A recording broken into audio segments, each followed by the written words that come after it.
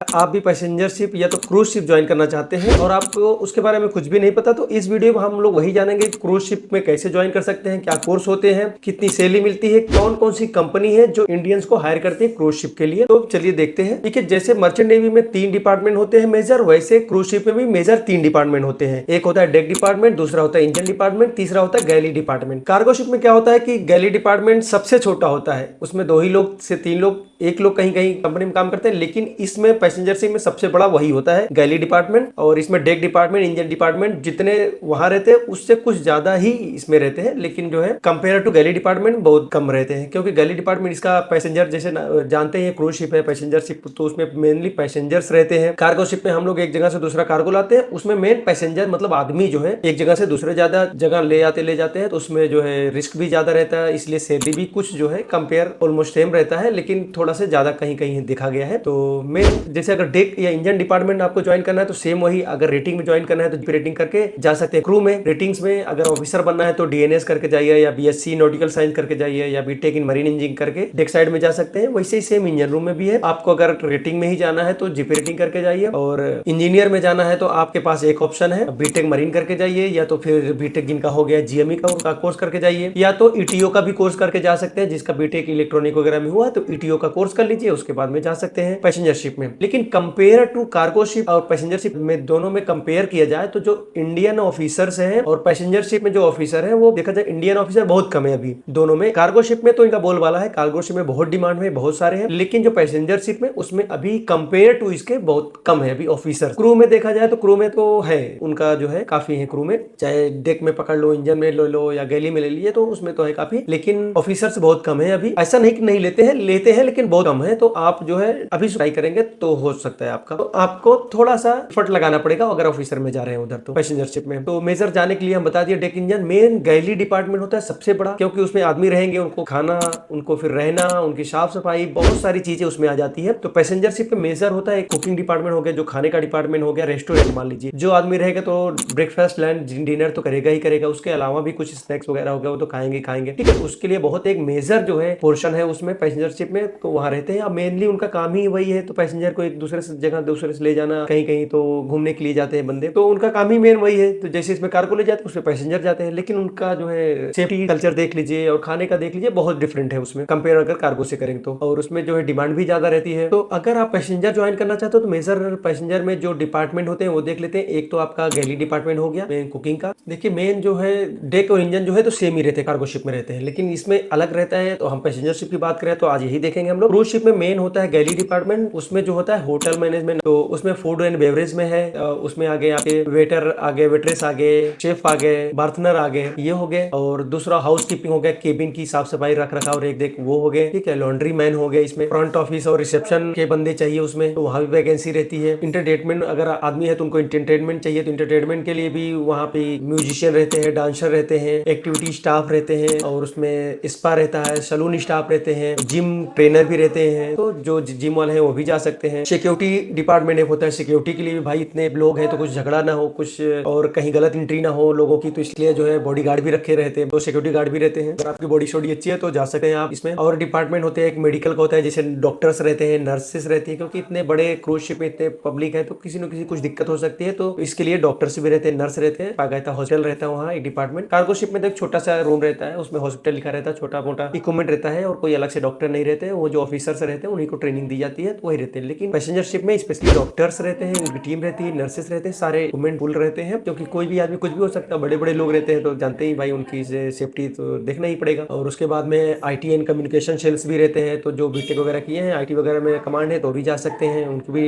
अच्छी खासी डिमांड रहती है। रिटेल दुकानें वगैरह भी रहती है, शॉपिंग मॉल टाइप का समझ लीजिए, पूरा एक चलता फिरता एक शॉपिंग मॉल ही है, एक सिटी छोटी सी कह लेंगे वो, चलता फिरता इतने लोग रहते हैं, फ्लोटिंग शहर, तो उसमें जो है दुकानें भी रहती हैं, कसिनो भी रहेगा आपका उसमें, तो रहेगी दुकानें, तो बहुत सारा चीज है उसमें रिटेल के लिए रहेगा, तो उसमें भी जरूरत पड़ेगी आदमी को, उसमें रखा जाता है। और फोटोग्राफी का भी एक डिपार्टमेंट रहता है, जिसमें भी जा सकते हैं फोटोग्राफी वगैरह में। तो ये मेजर कुछ डिपार्टमेंट हो गए, इसके अलावा भी बहुत सारे डिपार्टमेंट रहते हैं पैसेंजर शिप में, जहां आप अप्लाई कर सकते हैं। जहां मर्चेंट नेवी में एक जो है आप फिक्स रहता है कि भाई इसी में जा सकते हैं, यही एक डिपार्टमेंट है 2-3, लेकिन इसमें आपको बहुत सारी वैरायटी मिल जाती है, बहुत सारी जगह आप अप्लाई कर सकते हैं। आप में भी मन में आया होगा भाई इतने सारे हैं तो इसको ज्वाइन कैसे किया जाए, तो वो भी तो देख लेते हैं हम लोग। ज्वाइन करने के लिए देखिए कुछ बेसिक चीजें होती हैं जो आपके आपके पास होना चाहिए। बेसिक चीजें में सबसे बड़ी बात है, पैसेंजर शिप आपको ज्वाइन करना है तो आपकी इंग्लिश अच्छी होनी चाहिए। इंग्लिश अगर अच्छी है तो आपका डेफिनेटली आराम से हो जाएगा, बहुत ज्यादा कुछ बड़े कोर्सेज की जरूरत नहीं पड़ती इसमें। इंग्लिश आपकी अच्छी है तो देख अगर इंजन में जाना है तो हमने पहले ही बता दिया, लेकिन स्पेशली हम गैली डिपार्टमेंट, स्पा डिपार्टमेंट और ये होटल मैनेजमेंट हॉस्पिटलिटी में आते हैं, वो देख लेते हैं। अगर आप गैली में जाते हैं तो बेसिकली अगर सीसीएमसी की है तो आप उसके थ्रू ज्वाइन कर सकते हैं सीसीएमसी के द्वारा। नहीं तो अगर आप होटल मैनेजमेंट वगैरह की है तो आराम से उसमें भी जा सकते हैं आप। होटल मैनेजमेंट के बाद आप देखिए, ये तो कोर्सेस हो गए आपके जीपी सीसीएमसी वाला जो हो गया, होटल मैनेजमेंट हो गया, ये कोर्सेज बेसिक हो गए। उसके बाद में एक कोर्स होता है एसटीसीडब्ल्यू का कोर्स होता है, 15 दिन का कोर्स है। बेसिक ट्रेनिंग शिप की दी जाती है, सी की दी जाती है, उसमें 4-5 बेसिक कोर्सेज आते हैं 15 दिन के कोर्स में। एसटीसीडब्ल्यू उसको बोलते हैं, उसको करना जरूरी रहता है। उसको कर लेंगे तो आपको इंडोस नंबर मिलता है और सीडीसी मिलती है। सीडीसी जैसे पासपोर्ट होता है वैसे सेम सीडीसी उस टाइप का होता है, जो मर्चेंट नेवी जहाजों या पैसेंजर शिप जहाजों में स्पेशली काम करने के लिए वो आपको दिया जाता है, वो सर्टिफिकेट होता है। सीडीसी कंटीन्यूअस डिस्चार्ज सर्टिफिकेट हम लोग बोलते हैं उसको। तो वो आपके पास है, उसको आपको 15 दिन की ट्रेनिंग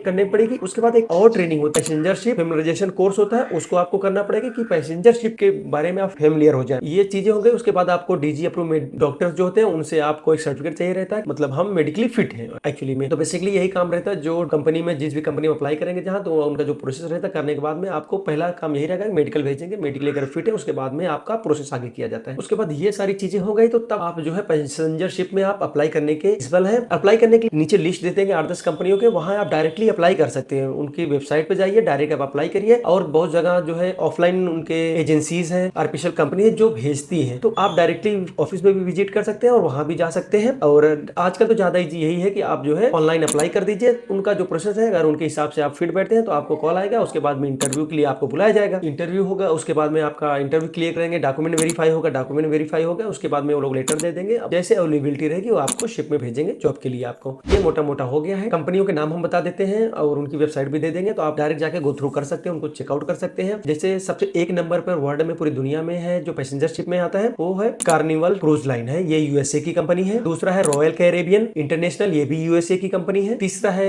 हम रखे नॉर्वेजियन क्रूज लाइन, ये जो है नॉर्वे की कंपनी है बेसिकली। और तीसरे नंबर पे एमएससी के क्रूज रखे हैं, ये बेसिकली स्विट्जरलैंड और इटली के मिलके बनी हुई है, तो यहाँ के ओनर है इनके। पांचवा है प्रिंसेस क्रूज करके, ये भी यूएसए की कंपनी है। तो ज्यादातर देखेंगे तो यूएसए की कंपनी का बोलबाला है इसमें, ज्यादातर वही है। और उसके बाद में छठवें नंबर सेलिब्रिटी क्रूज हो गया, सातवें नंबर पे हॉलैंड अमेरिका क्रूज लाइन हो गया, ये भी यूएसए की कंपनी है। आठवें नंबर पे कोस्टा क्रूज हो गया, ये इटली की कंपनी है। और 9वें नंबर डिज्नी क्रूज लाइन, ये भी यूएसए की कंपनी है। 10वें नंबर वर्जिन वॉयजेस, ये जो है यूके की कंपनी है। तो आपने देखा बेसिकली जो मोस्ट ऑफ द कंपनी है यूएसए बेस है। तो यहाँ पे इंडिया में कुछ कंपनियां हैं जो कि इंडियन को भेजती हैं, जैसे है एमएससी हो गया, बहुत इंडियन को भेजती है। वी शिप हो गया, बहुत सारे यहाँ से जाते हैं बंदे। और कोस्टा का हो गया, कार्निवल का ऑफिस है मुंबई में, तो दिल्ली में भी है, बहुत सारा है। और बीच बीच में ये लोग करते रहते हैं, तो हमारे पास बहुत सारी क्वेरी भी आती रहती है। वैकेंसी जो है वो हमारे पास आती रहती है कि यहाँ की वैकेंसी आई, यहाँ की वैकेंसी आई है, बहुत सारा है। तो अगर जो जिनका यहाँ एजेंसी नहीं, वो कभी कभी होटल में आते हैं, जैसे आप होटल का एड्रेस दे दिए, वहाँ आएंगे, इनकी ओपनिंग रहेगी, वहाँ बंदे जाते हैं, अपना रिज्यूम दिया, वहाँ इंटरव्यू डायरेक्ट होता है, तुरंत सिलेक्शन होता है, डॉक्यूमेंट्स वेरिफिकेशन हुआ, इंटरव्यू हुआ, तुरंत आपको ऑफर लेटर दे दिया जाता है। तो बहुत सारा हमारे पास वैकेंसीज आती रहती है। अगर आपको इससे रिलेटेड आपको कुछ चाहिए, हम अलग से आपको सपोर्ट करें या बताएं, तो हमारी टीम से कॉन्टेक्ट कर सकते हैं, नंबर डिस्क्रिप्शन में दे देंगे हम आपको। आप वहां जाके खाली क्रूज शिप लिखिए या पैसेंजर शिप लिखिए, हमारी टीम आपको कॉन्टेक्ट कर लेगी और जो है आपको गाइड कर देगी कैसे हमें 1-to-1 बात कर सकते हैं। स्पेशली पैसेंजर शिप के लिए आप कैसे जा सकते हैं, पूरा 1-to-1 गाइड कर देंगे। और जो हमारे पास वैकेंसी आती है वो हम ग्रुप में डालते रहते हैं, तो वो भी भेज देंगे आपके पास कि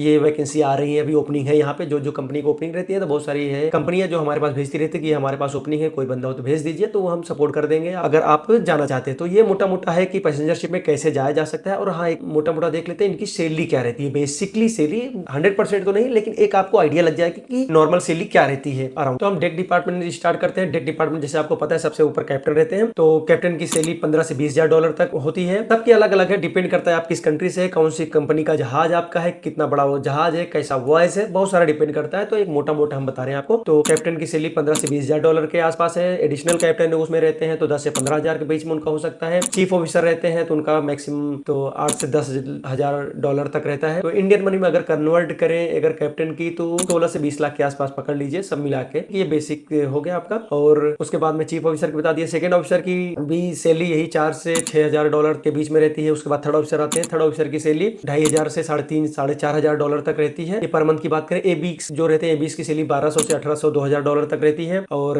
उसके बाद में आते हैं ओएस ऑर्डिनरी सीमैन, इनकी सैलरी 800 से 1200 $1200 के बीच में रहती है। $800 से $1200 का लगभग 1 लाख के आसपास इंडियन पड़ेगा, 1 लाख पर मंथ। तो यही इंजन डिपार्टमेंट भी सेम यही रहेगा। इंजन डिपार्टमेंट में चीफ इंजीनियर रहते हैं, उनका भी $15,000 से $20,000 के आसपास में पहुंच जाता है। सेकंड इंजीनियर रहते हैं $15,000 तक, मान लीजिए 10 से 15,000।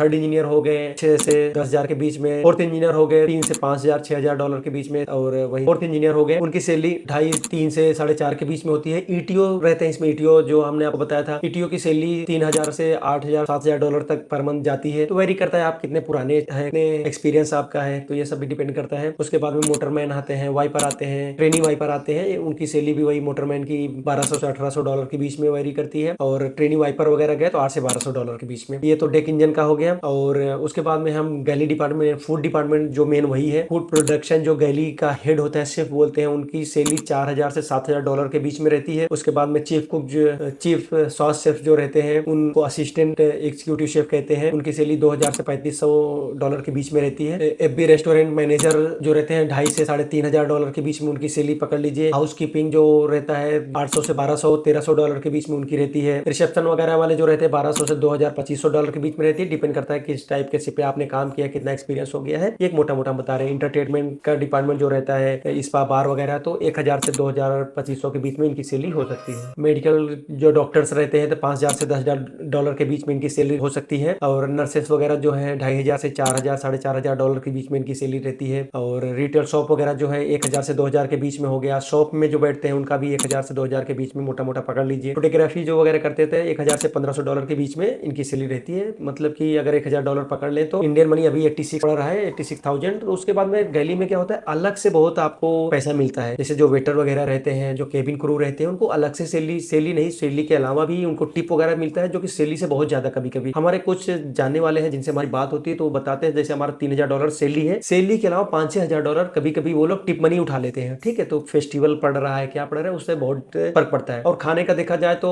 खाने में तो बहुत सारी वैरायटी रहती है। तो जो पैसेंजर शिप में मिलता है, तो कार्गो शिप में तो वो पॉसिबल ही नहीं है, क्योंकि वहाँ बहुत सारे पैसेंजर अलग अलग है। तो आप वहाँ खाना तो अच्छा मिलेगा ही, प्लस अगर आपको लग रहा है कि भाई यार पार्टी करते हैं कहीं और अच्छा खाते जाके, तो आप पे करके भी जा सकते हैं। वहाँ पे डिपेंड करता है उस शिप का कैसा रूल रेगुलेशन है। तो आप पे करके भी अलग से जा सकते हैं, जहाँ वहाँ रेस्टोरेंट बना हुआ है, वहाँ पार्टी कर सकते हैं, खाना खा सकते हैं। तो ये बहुत सारी है। और पैसेंजर शिप में क्या है कि आप कुछ दिन में हमेशा पोर्ट लगता है, तो अच्छे अच्छे पोर्ट लगते हैं, तो आप बाहर भी जा सकते हैं वहाँ पे, जो कि कार्गो शिप में कभी कभी मुमकिन नहीं हो पाता है। ठीक है, तो लेकिन पैसेंजर शिप में बहुत सारी सुविधा रहती है। तो अगर कंपेयर जिनको घूमना है, देखना है, तो वो पैसेंजर शिप में ज्यादा जा सकते हैं, उनको अच्छा लगेगा। लेकिन एक बात यही है कि पैसेंजर शिप में सैलरी कम बचती है। पैसा आप ज्यादा कमाएंगे, लेकिन उसी हिसाब से खर्च भी होते हैं, क्योंकि हर बार नया पोर्ट, हर जगह जाएंगे, हर चीजें लग्जरी। पैसेंजर शिप में क्या है कि कुछ चीज चाहिए आपको वहीं शॉप मिल जाएगी, आपको बाहर निकले शॉप मिल जाएगी, तो आप पैसा जल्दी खर्चा होता है। कार्गो शिप में क्या है, अभी 1 महीना 2 महीना, कभी कभी 15 दिन, कभी कभी छुट्टी भी नहीं मिलती, तो आप सोच भी रहे तभी नहीं सामान खरीद पड़ते, तो पैसा कभी कहीं कहीं वो ज्यादा बचा लेते हैं। देखिए, सैलरी सबसे ज्यादा जो डिपेंड करती है वो कंपनी के ऊपर डिपेंड करती है, एक्सपीरियंस के ऊपर डिपेंड करती है, शिप के ऊपर डिपेंड करती है, नेशनलिटी के भी ऊपर डिपेंड करती है कि आप किस कंट्री के हैं। ये सारी चीजें वेरी करके तब जो है सैलरी आपको मिलती है। तो वो आप प्लस माइनस समझ के जाइएगा कि जो हमने सैलरी आपको बताया, ऐसा नहीं जितना बता दिया वही मिलेगा। आप तो लग रहा है कि यार वहाँ इतना बता रहे थे, हमें इतना मिल रहा है, लेकिन एक मोटा मोटा हमने बताया कि इससे कम तो नहीं मिलता। और जो होटल डिपार्टमेंट है, उनके टिप और कमीशन जो मिलता है, उससे उनकी सैलरी बहुत ज्यादा बढ़ जाती है। तो अगर आप सोच रहे हैं, मेरा सजेशन लेंगे तो मैं तो यही कहूंगा कि आप होटल डिपार्टमेंट में ज्यादा जाइए, तो वहाँ आप सैलरी के अलावा भी बहुत अर्निंग कर सकते हैं, जो कि जेन्युइन है, आपको टिप मिलता है। यहाँ तो अपने इंडिया में बहुत कम चलन है, लेकिन बाहर कंट्री में ज्यादा है। कुछ भी खाएंगे तो वो लोग टिप जरूर देते हैं। और इंडियन जो है, इंडियन के लिए मेन है क्रूज शिप में कार्निवल हो गया, कोस्टा हो गया, और MSC देख सकते हैं, वी शिप हायरिंग करती है। तो ये मेजर है जो कि इंडियन बहुत सारे हैं, तो आप इसमें अप्लाई कर सकते हैं। अगर इसके अलावा कुछ भी आपको दिक्कत आ रही है, अगर हमसे बात करना है, हमारा व्हाट्सअप नंबर है, व्हाट्सअप हमको कर सकते हैं, क्रूज शिप लिखिए, हमारी टीम आपको कॉन्टेक्ट कर लेगी। कैसे हमसे आप बात कर सकते हैं वो पूरा गाइड कर देगी आपको। आई थिंक आपको वीडियो इन्फॉर्मेटिव लगी होगी। इन्फॉर्मेटिव लगी हो तो लाइक शेयर सब्सक्राइब करके करना मत भूलिएगा। जय हिंद।